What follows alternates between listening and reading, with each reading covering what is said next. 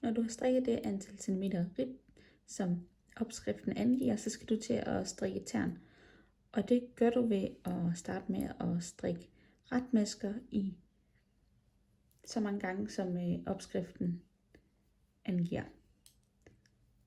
Så du strikker først det antal retmasker, som opskriften angiver, og så skal du til at strikke det antal vrangmasker, som opskriften angiver. Og på den måde kommer du til at lave din tern. Jeg har nu strikket det antal retmasker, som opskriften angiver, og nu skal jeg så til at strikke det samme antal vrangmasker, som opskriften angiver i min størrelse. Det der med den her opskrift, det er altså, at du hele tiden skifter mellem ret og vrangmasker, og på den måde får du lavet de her tern. Du skal være opmærksom på i opskriften, at du skal strikke et bestemt antal omgange ret og vrangmasker i det her mønster, som du laver lige nu. Altså at du får skabt vrangmaskerne i et tern sådan her, og retmaskerne i et tern herover. På et tidspunkt så skal du vende dem om, så du kommer til at strikke retmasker oven på dine vrangmasker for at skabe det mønster, som den her vest har. Jeg er nu nået til omgangens begyndelse her, og nu kan jeg se, at jeg her skal strikke retmasker helt indtil jeg når hen til vrangmaskerne, som ligger her.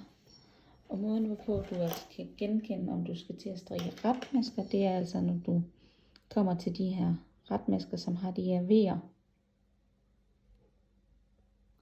hvor vrangmaskerne her, de har de her bobler foran. Og dem skal du altså strikke vrang, de her bobler, og de her retmasker skal du strikke ret. Du skal være opmærksom på, at du skal strikke det her mønster, altså ret og vrang, i et bestemt antal omgange, indtil du skal bytte. Så til sidst, når du har strikket en masse retmasker, som den er tern her, så skal du strikke vrangmasker oven på dem, for at danne et ternet mønster. Jeg er nu nået der til opskriften, hvor jeg skal til at strikke mit andet tern.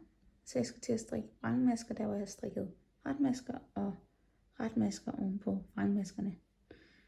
Så der hvor jeg ellers har strikket retmasker, der skal jeg nu strikke vrangmasker, helt indtil jeg når til dem jeg tidligere har strikket retmasker. Så skal jeg til at strikke dem, eller omvendt.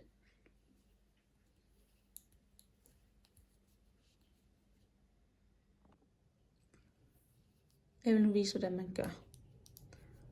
Jeg strikker det antal masker ret, som opskriften angiver i min størrelse, og så skal jeg lukke af. Og det gør jeg ved at strikke 2 ret, eller efter mønstret, og herefter så skal jeg gå over på min højre strikkepind og tage den nummer 2 maske, der ligger her, og trække den hen over den anden maske. På den måde så lukker du af, og du kan se, at der kommer et hul her, som viser, at jeg har lukket af. Det vil blive lidt mere tydeligt, når jeg fortsætter. Så systemet er altid, at der skal ligge 2 masker her på min højre strikkepind, og så tager du den nummer 2 maske over på højre strikkepind og trækker hen over den forreste. Og på den måde lukker du af. Nu kommer der et endnu større hul til ærmegab. Sådan fortsætter jeg i det antal, der står i opskriften. Jeg er nu nået til omgangens begyndelse.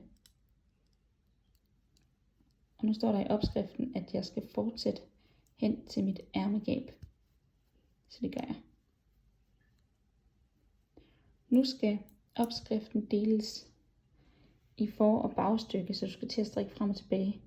Når der skrives for- og bagstykke, så er forstykket det her helt hen til ærmegabet, og bagstykket er den modsatte vej. Så nu skal du faktisk strikke det her stykke og lægge de her masker til hvile. Så du skal vende arbejdet sådan her og tage garnet over på den anden side.